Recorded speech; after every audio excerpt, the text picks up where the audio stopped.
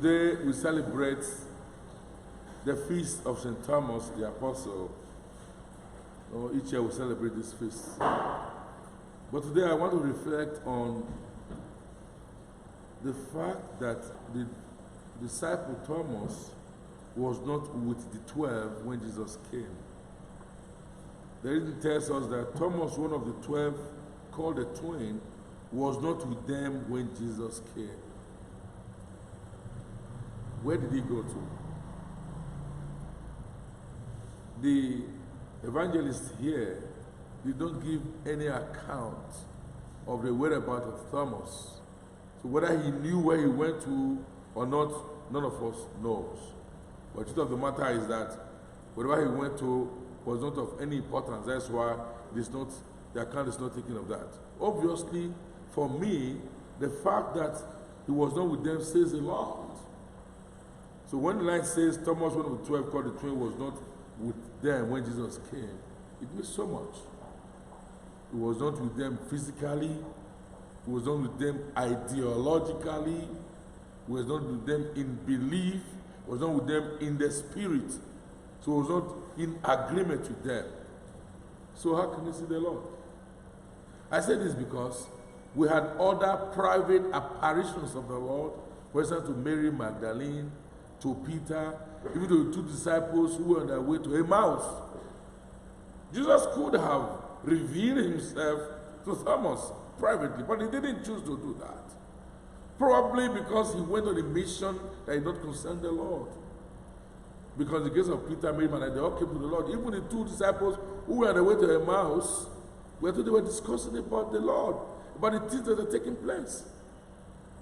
So if you go about businesses that are not the Lord's, the Lord won't have any business with you. And so it will not be important to be recorded. That is why we talk about collegiality in the church and the fact of the sense of communion with the church. If you are not with the church, you are on your own. The church will not pursue you in terms of forcing you into believing matters of the church. You have to submit to our Lord Jesus Christ.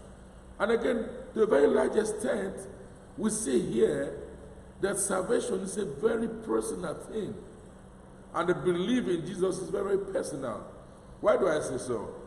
When Thomas came back, thank God he came back, or whatever they met, because we are not really told here where they saw him, because we are told, the other disciples told him, that's what the scripture says. So whatever it is that they met him, whether he came back or not, but obviously 8 days later Jesus was with them. But when they told Thomas that they had seen the Lord, he said to them he would not believe. That's why I say it's very personal. If you are not there yourself and you have the sense of incredulity, there is no way anyone can explain to you for you to believe. You need to, it's a very personal thing. And that's what we see quite clearly in Thomas today. That even though he lived with Jesus for those 3 years, he didn't believe in the fact of the resurrection. And that his fellow disciples saw Jesus and they told him that they saw Jesus, he yet did not believe them. No matter how they tried to explain to him, he did not believe them.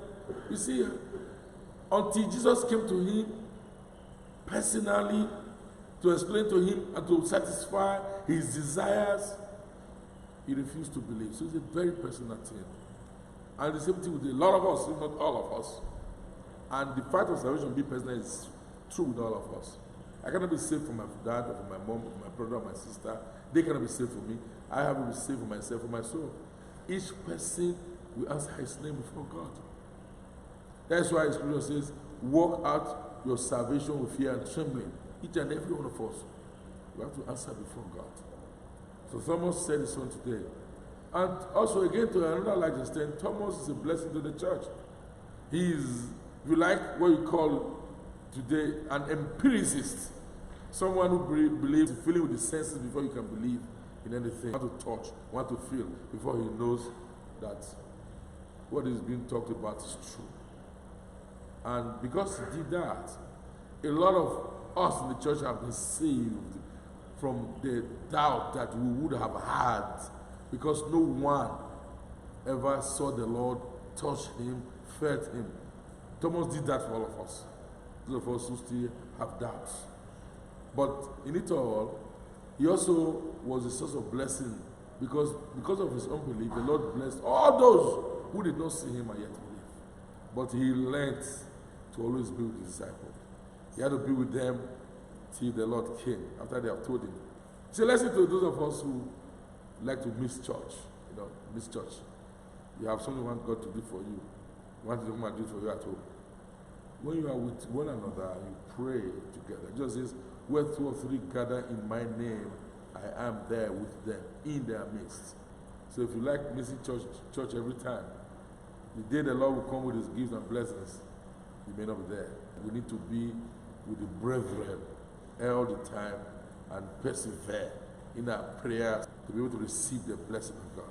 So we pray today on this feast of St. Thomas that our doubts will be healed.